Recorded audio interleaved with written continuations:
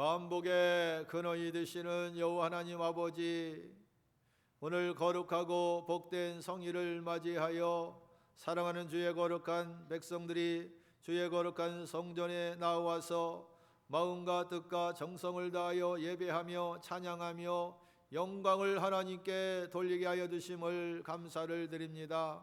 광야와 같은 이 세상에서 살아갈 때에 지치고 피곤하고 때로는 낙심되고 절망될 때가 많이 있습니다.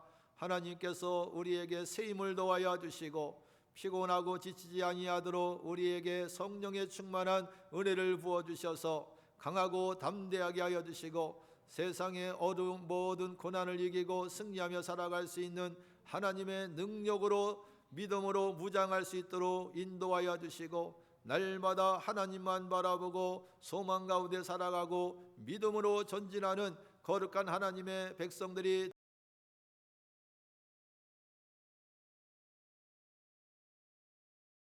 있는 소원과 기도의 제목들이 하나님 앞에 다 연락되게 하여 주시고 하늘의 신령한 복과 땅에 기름진 충만한 복으로 채워주시며 사랑하는 모든 성도들의 가정과 자녀들 기업이 복을 받고 형통하게 하여 주시고 하나님만 섬길 수 있는 행복하고 복된 가정들로 세워주시옵소서.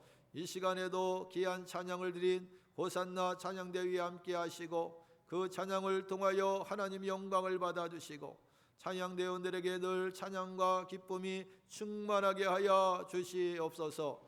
오늘도 이 시간에 주신 말씀에 성령의 감동을 주셔서 오늘 이 말씀이 우리에게 생명의 말씀이 되고 진리의 말씀이 되게 하여 주시고 또한 소망의 말씀이 되게 하여 주시옵소서. 모든 것을 주께 감사하며 예수님의 이름으로 기도하옵나이다. 아멘.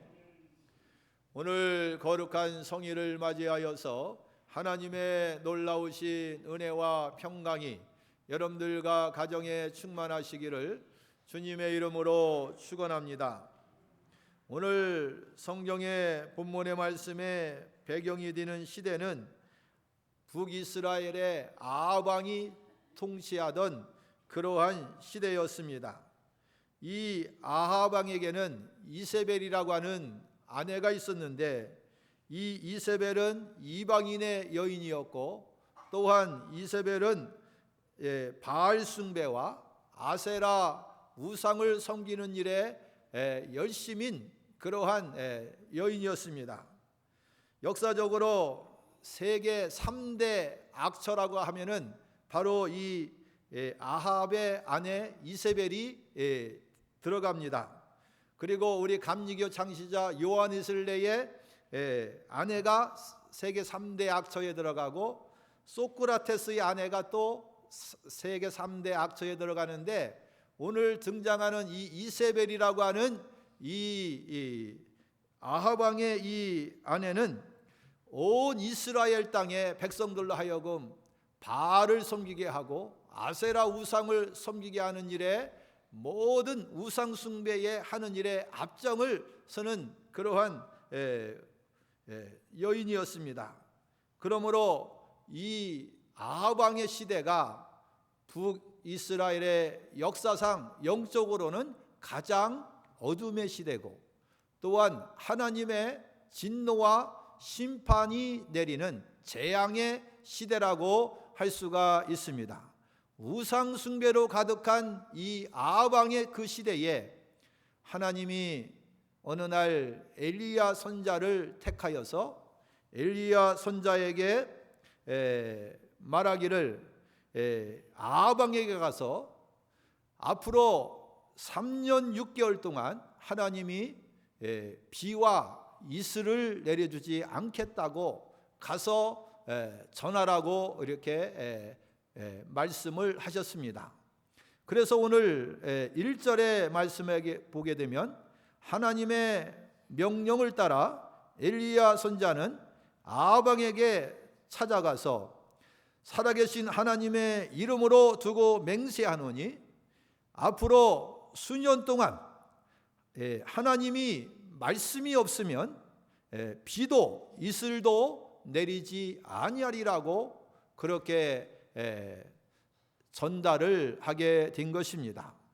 이렇게 하나님의 말씀이 엘리야를 통해서 선언되었을 이때부터 하나님이 그 이스라엘 땅에 비도 내리지 아니하고 이슬도 내리지 아니하는 기근의 재앙, 엄청난 기근의 재앙이 내리게 된 것입니다.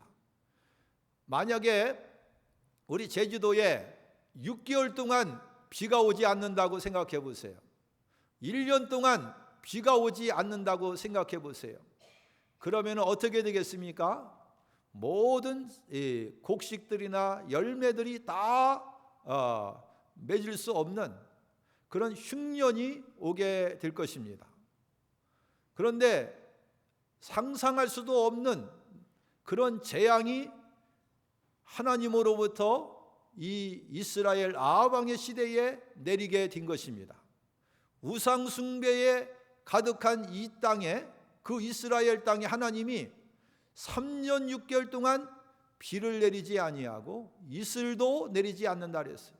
비만 내리지 않는 것이 아니라 이슬도 내리지 않는다고 하는 것은 엄청난 하나님의 진노요, 하나님의 심판이요, 하나님이 내리는 재앙이라고 할 수가 있는 것입니다. 그만큼 이 아합 왕, 이 시대에 얼마나 이스라엘 백성이 타락하고 부패하고 우상 숭배로 가득하고 하나님의 진노와 심판이 내릴 수밖에 없는 그러한 어둠의 그러한 죄악의 시간이었다고 볼 수가 있는 것입니다.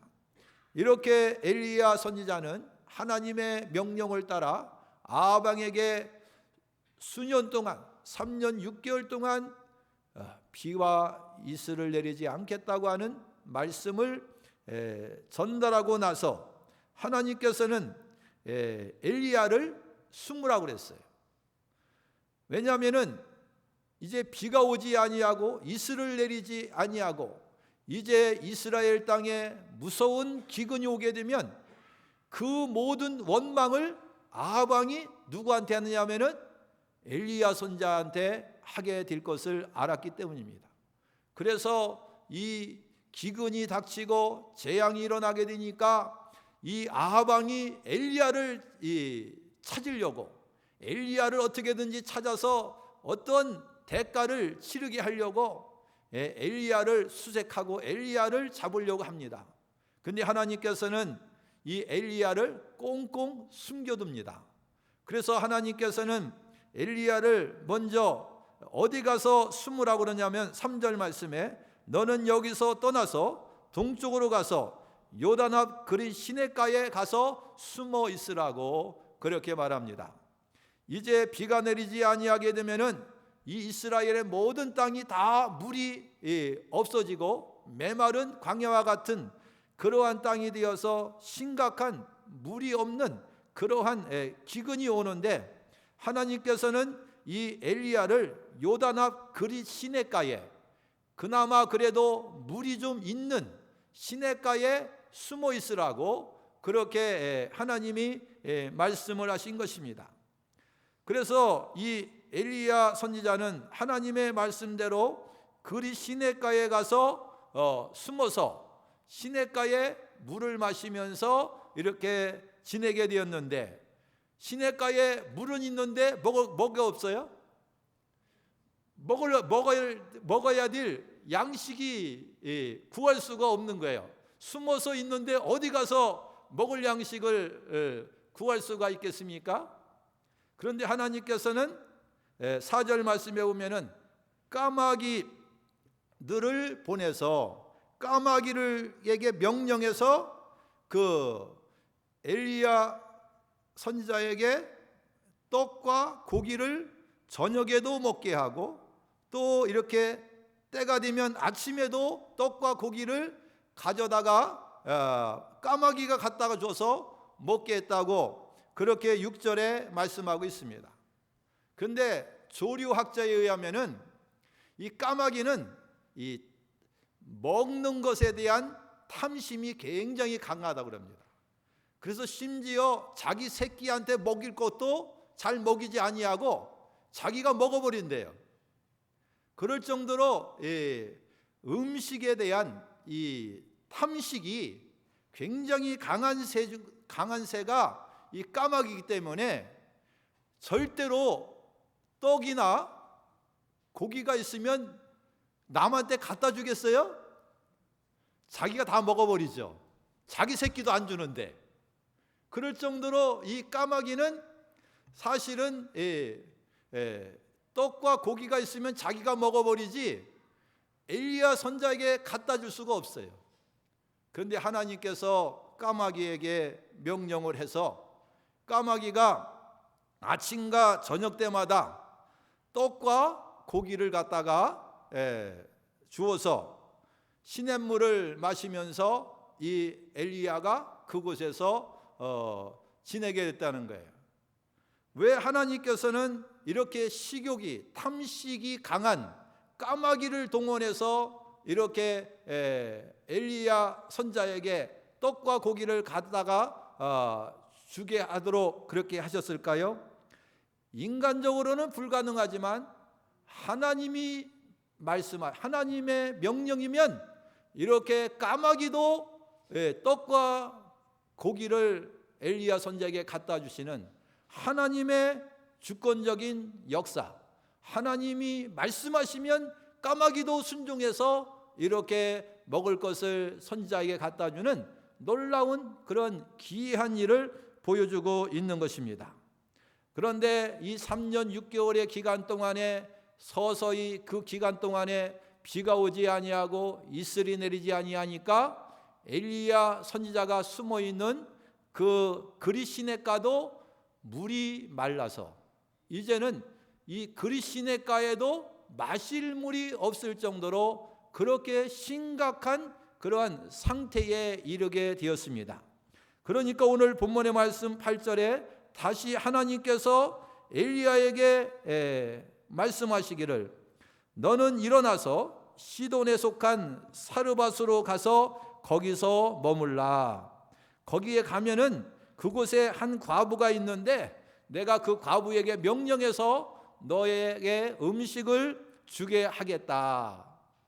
이렇게 하나님께서 이제는 이스라엘 땅에 그 그릿시냇가에 숨어서 살게 하신 하나님께서 이제 그릿시냇가의 물도 다 말라버리게 되니까 이제는 엘리야 선지자를 또 어디로 보내냐면은 이제는 그 낯선 이방인의 땅으로 이렇게 가게 하는 것입니다. 그래서 이 사르밧이라고 하는 이 지역은 북쪽에 그 이스라엘 땅을 넘어서서 이방인들이 살고 있는 그러한 지역이라고 할 수가 있는 것입니다. 그래서 하나님께서는 이제는 이스라엘 땅에는 비가 오지 아니하서 이슬이 내리지 아니하니까 그릿시냇가도 다 물이 말라서 이제 마실 물이 없는 상황에서 하나님께서는 이 엘리야 선지자를 사르밧이라고 하는 곳으로 멀리 보내게 되는 것입니다. 그릿시냇가에서 이 북쪽에 이 사르밧이라고 하는 이방인의 땅까지 가려고 하면은 약 160km의 그런 거리가 떨어져 있다고 그렇게 말합니다. 약 160km의 엄청난 먼 거리를 하나님께서 엘리야로 하여금 그곳을 찾아가도록 그렇게 하나님이 인도를 하신 것입니다. 이렇게 엘리야 선지자는 그릿시냇가를 떠나서 이제 사르밧이라고 하는 곳으로 가게 됩니다. 이 사르밧으로 가서 성문에 이를 때에 그곳에 하나님이 준비한 한 과부가 나뭇가지를 줍고 있었다고 말하고 있습니다. 나뭇가지를 줍고 있는 그 과부에게 이 엘리야 선지자가 다가가서 말하기를 나에게 마실 물을 좀 갖다가 달라고 그렇게 청합니다.